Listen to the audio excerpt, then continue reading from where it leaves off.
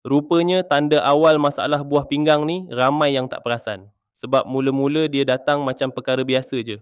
Air kencing mula berbuih, kaki rasa berat sikit, buku lali mula bengkak bila petang. Ramai ingat sebab penat kerja atau kurang rehat.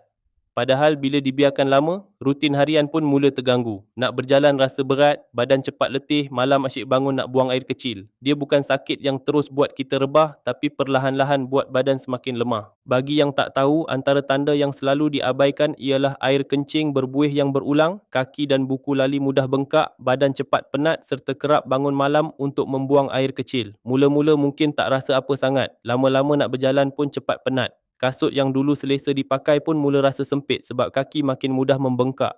Masalah ni bukan orang berumur je boleh alami.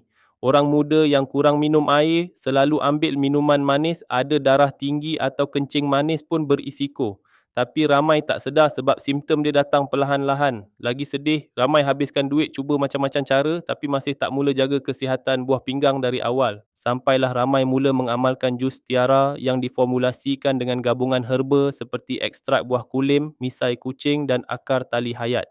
Ramuan herba ini dipilih sebagai ikhtiar untuk membantu menyokong kesihatan buah pinggang dan sistem perkumuhan. Apa yang buat aku terkejut, ramai pengguna berkongsi mereka mula rasa badan lebih ringan, kaki semakin kurang rasa berat dan air kencing berbuih semakin berkurang apabila diamalkan secara konsisten bersama gaya hidup yang lebih sihat. Sebab tu kalau kau dah mula perasan air kencing berbuih tak hilang-hilang, kaki selalu bengkak, badan cepat letih atau kerap bangun malam nak buang air kecil, jangan tunggu sampai simptom makin mengganggu kehidupan harian, baru nak mula berikhtiar. Tekan je link bawah sekarang dan jadikan jus tiara sebagai salah satu ikhtiar untuk menjaga kesihatan buah pinggang. Klik sekarang.